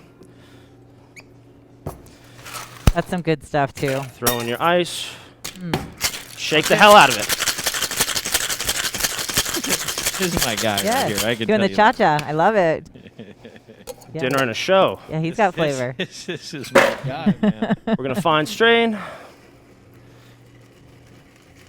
That is And each sip, you're going to get a little bit of that sugar to sort of just tame that strong tart cocktail. And then a beautiful, refreshing sidecar as well. gorgeous. Cheers. Well, I mean, I don't know. Mario, I don't know where you guys got this guy, but I'd hold on to him, man. I didn't really want to give him that compliment on the show. I was going to do it off the air, but I just couldn't help myself. I was just so impressed. Shane, thank you very much. All jokes aside, man, great job. Of course. That was a great job. Happy to have you guys at Craft. We're down here at Colorado Craft in Colorado Springs with Dionne Roberts from the Rocky Mountain Food Report, Chef Mario Vasquez. And if you missed some of the food, you're just tuning in now. Rewind and watch him make the food because it's absolutely delicious. Chef, I can't thank you enough for hosting us and for cooking for us. It's just awesome. Yeah. Thank you. It's awesome. Dionne, you ready for the next stop? I am. Next stop, we're going to Beast and Brews. With Chef Noah Siebenoller. Yeah, I made her say the last name. You see how I did that? I can spell it. It was not an accident. Chef Noah, we're coming to see you. Before we do that, we're going to take a break, listen to some of our great local sponsors, and we'll be back to the Modern Eater Show. Hi, I'm Amber with Strohauer Farms, and I'm just here to remind you that the best potatoes are grown here in Colorado. Goodness elevated. Thanks for watching the Modern Eater Show. Hey, Zach Ryder here, Colorado Mills Sunflower Products out of Lamar, Colorado. Your only local source, grown from a local crop to produce a local oil for local chefs. You can find it at Shamrock Foods, What Chefs Want, Seattle Fish Company. Let me try it one more time, then we'll see. Hey, restaurants, we're glad you're reopening. From Colorado Mills Sunflower Oil, we'll see you soon. First, we partner with the best farmers in the world, and then we tell them, we will take it all. Process whole spices daily, blend custom spices to order, keep it fresh, safe, and flavorful, all so that you can get back to doing what you do best. So whether you're a restaurant, a food manufacturer, or an at-home cook, be sure to visit The Spice Guy at www.thespiceguyco.com. Hey Modern Eater fans, I'm Don Trobo with the Annex by Ardent Mills, and I just wanted to give you a heads up about some of the great things we've got going on locally in the state. We're headquartered right here, and we're working with farmers in the San Luis Valley to bring you amazing Colorado quinoa. It's just like the South American stuff, but grown locally. We've got transitional wheat flour that's grown by farmers in Colorado and surrounding states who are in the process of turning their fields into organic. So we're taking that transitional wheat and turning it into flour, and now it's available for you to cook and bake with. And last but not least, we're now cleaning grain berries in Denver. So things like spelt or wheat berries or pearl barley, those are things that we're now doing right here locally and are available to you. Can't wait to share it with you. Hi, I'm Jeff Nations from Aspen Baking Company. It's really important right now to support local. That's why I support the Modern Eater. I love the laugh. Like right now? Yeah. Hey, everybody, it's Kyle Mendenhall. I'm talking with my good friends from the Modern Eaters Show. Keep supporting them. There's a lot of good stuff happening.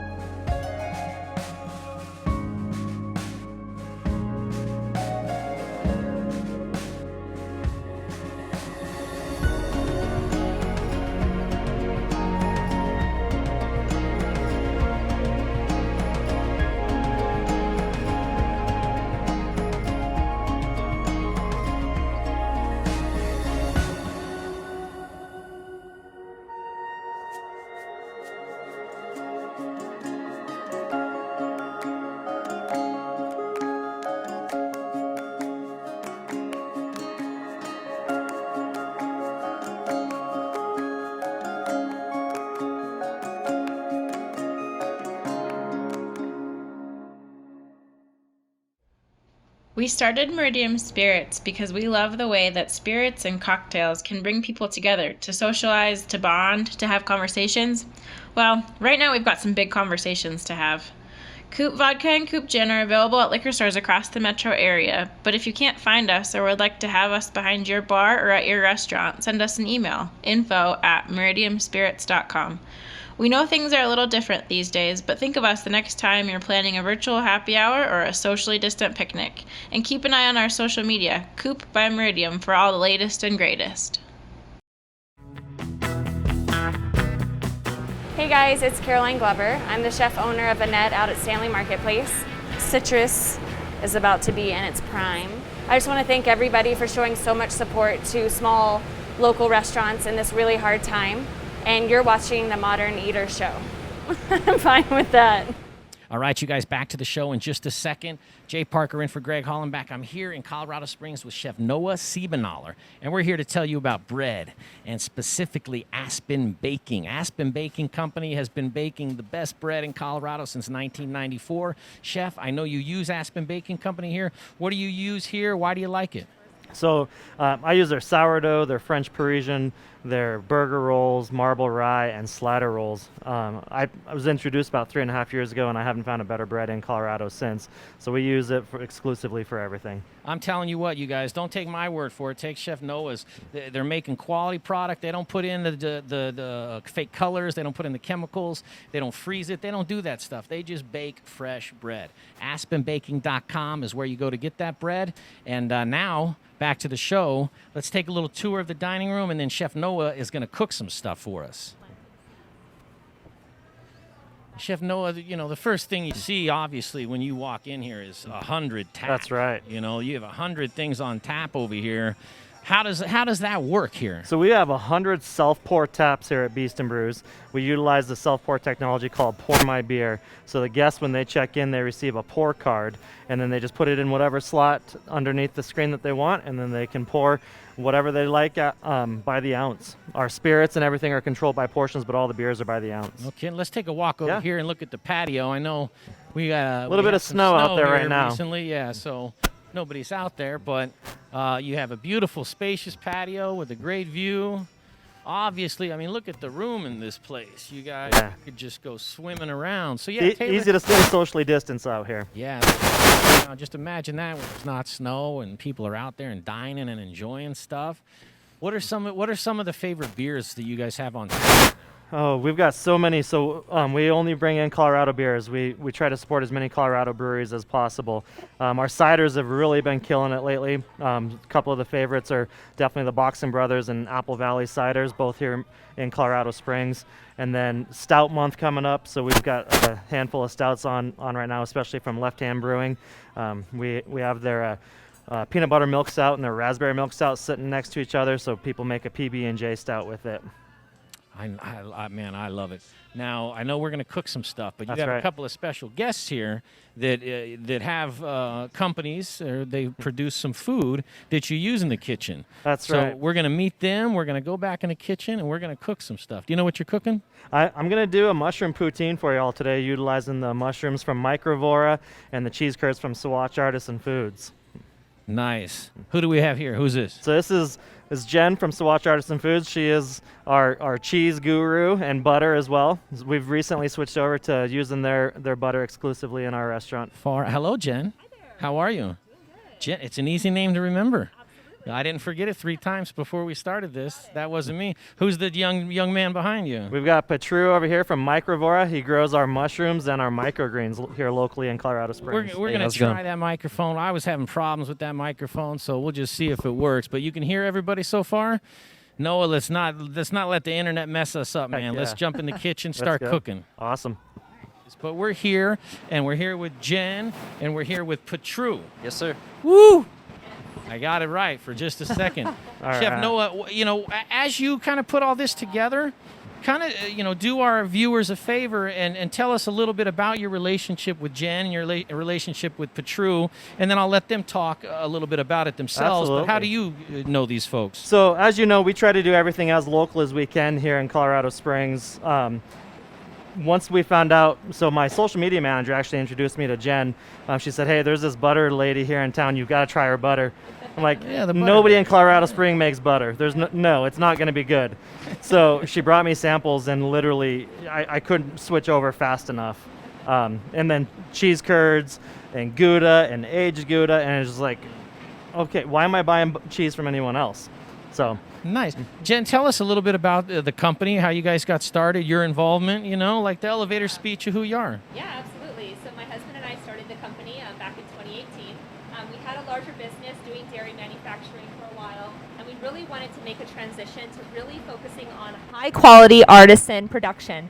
and really focus on European style butter and artisan cheeses. And so, we started making product it took us about a year to hire our cheesemaker, get our building built. We had to, just go through the process of sourcing all of our equipment, which we actually took a trip to Europe to really source the right equipment.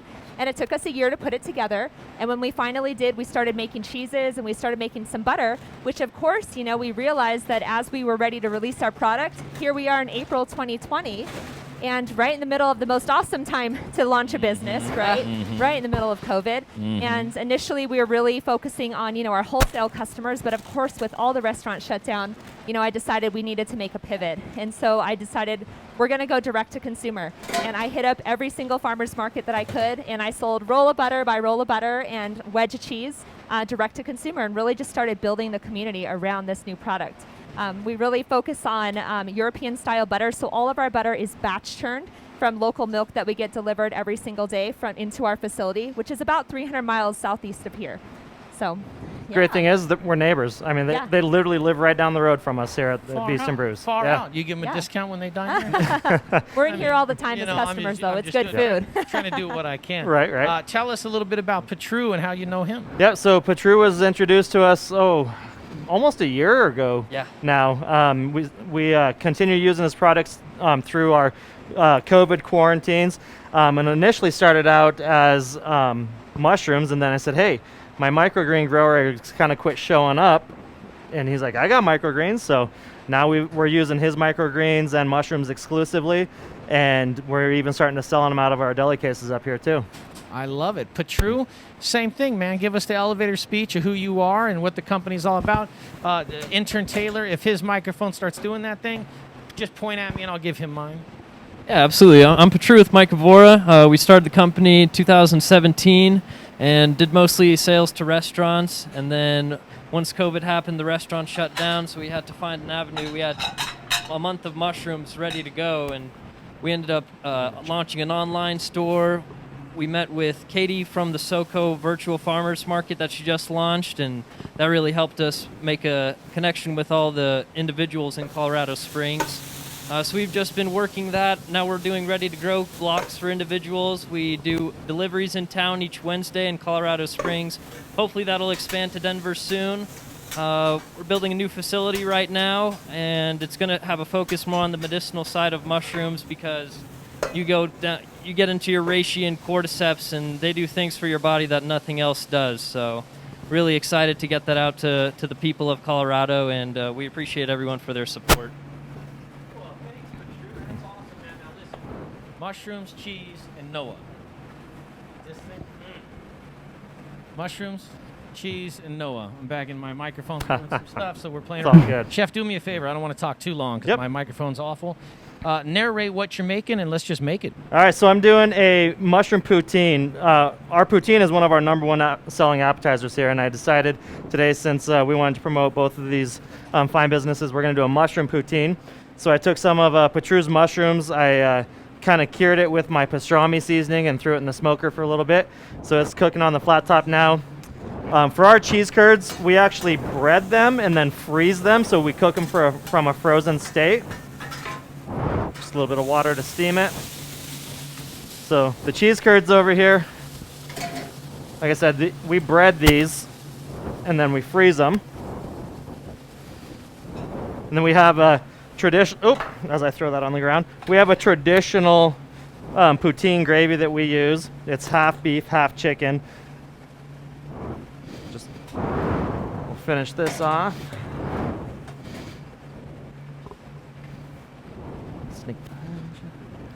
Smells pretty good.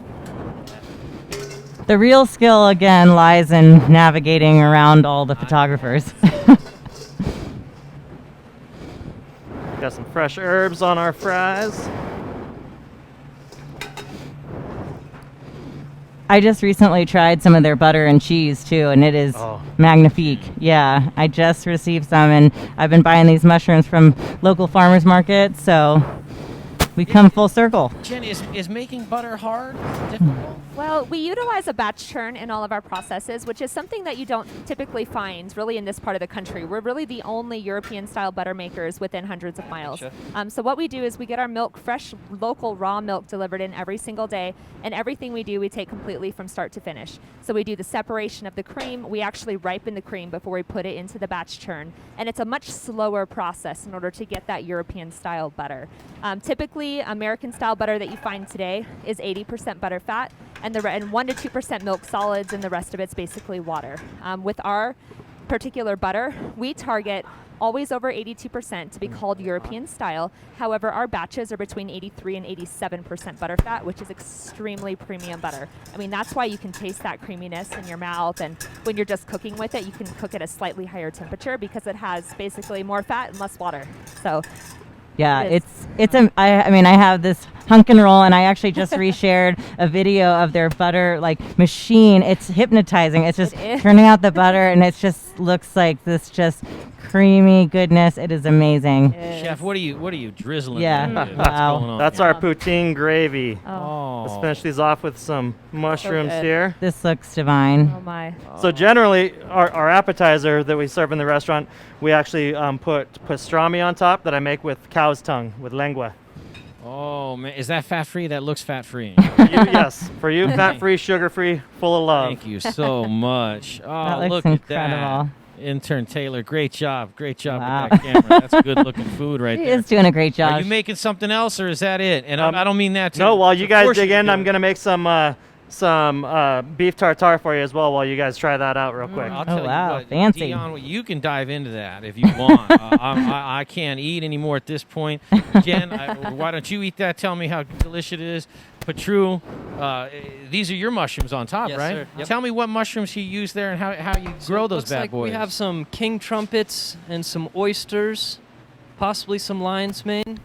We grow them all on hardwood sawdust and soybean hulls, so we basically mix it up in a batch mixer, sterilize it, mix in our mushroom spawn, goes into incubation and fruiting, and a month later you have a mushroom. So it takes about 4 weeks for most varieties, 8 weeks for others, and it's great product. It's really quality ingredients, substrate. We get it from a local sawdust mill that they just give the sawdust away, so it's great that we're able to use something that's a waste product to other people. Absolutely. Can you eat raw mushrooms? Absolutely. You just don't get as much of the nutrients and vitamins out of it. You need to usually cook mushrooms to get to break down the cell wall so your body can digest it. No kidding. That's interesting. Yeah. Do you know that, Jen? I didn't, but I learned something new today. Look at that. We're I all love learning that. together. I would say inside of my brain, it's the opposite. If you cook it, you think Yeah, it that's might what I- kill some of the nutrients. Sure. But you're saying you got to break down a certain part of the mushroom so your body can take advantage of Correct. said nutrients. Yes, sir. Man, Patru, not only handsome and young, but he's got a brain in his head, too. I love it. If you're just tuning in, you guys, we're here at Beasts and Brews in Colorado Springs with Dionne Roberts from Rocky Mountain Food Report. I've got Jen. Sawatch, right? Yes. Yep. Sawatch Artisan Foods. There you go. And then Patru, and then I lost the name of your place, Patru. Microvora. What is it? Microvora. There you go, Microvora. Chef, what are you doing here? Those mushrooms look I insane. am slicing up some beef tenderloin. So this is one of the dishes we did for our surf and turf appetizer for Valentine's over the weekend. Some fresh beef tenderloin with a fresh made dressing tossed over it, served with some aspen bread.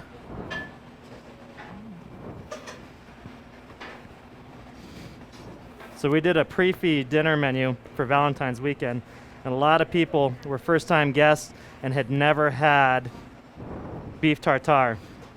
And they asked if it was like tuna tartare. I kind of wanted to slap them all, but everybody that had it absolutely loved it. We had a few people that were a little skeptical saying, well, you can't eat ground beef raw. And I said, well, that's why we don't use ground beef.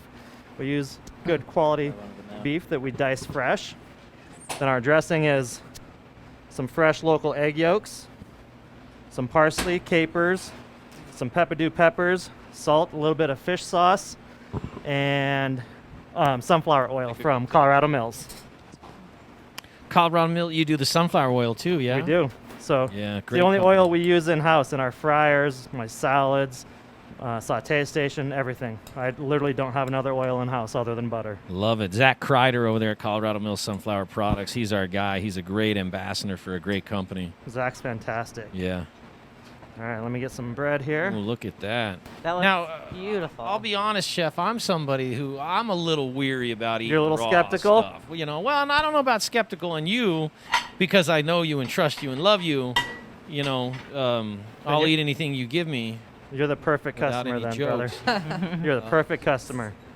Yeah, so, oh, man. But, Dionne raw stuff, right? I mean, from time to time. No sushi for you? I do eat sushi, but it took me a long time to warm up to it. I was a little freaked out. So I started in the sushi world, you start out with things that are cooked, but it's still sushi. Okay. Because Baby mentally, steps everybody for thinks Jay. sushi is raw fish, right? And then I graduated into, eating the raw fish, but I think it's normal to be a little bit skeptical about raw products.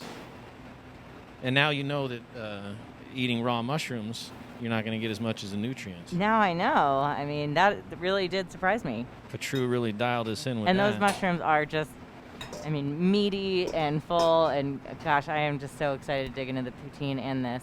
And Patru's a fun guy. Yeah, he is a fun guy. Somebody. I think somebody we're had to do it. we're gonna set up one of the indoor blocks. I think I was saying my kids we want to grow some shrooms inside the house. So I think we're gonna check that out. That's cool. Look at this little guy. Look at that. That's beautiful. Grab some greens real quick. We're a whole new world for you, Jay. I know. Who thought Colorado And Springs? I've had steak tartare, right? That's what this is, Chef. Steak tartare. Yes. I've had it before. I just don't remember when. God, that's beautiful. Right. That's beautiful. Look at that, you guys. right. Beasts and Brews, Colorado Springs. 100 taps. Mostly beer, I'd say, right, Chef? But you have a few other about 80, offerings. 84 out of the 100 are beer. Everything else is a variety of other great local Colorado products, including local kombucha, nitro cold brew coffee, spirits. We've got Tico tea on tap now. All right, let's get a fork, man. Let's get 5 forks. Here's your fork right here, brother. Oh, is that what's up? Yep. All right. All right, you're gonna jump in.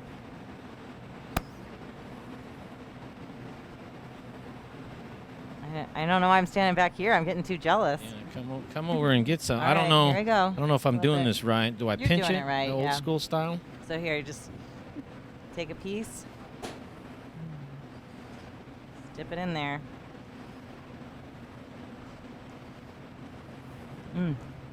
Wow. That's really good. And where is this from? Where is the source from, Noah? Noah's running around. That's fine. I'm happy.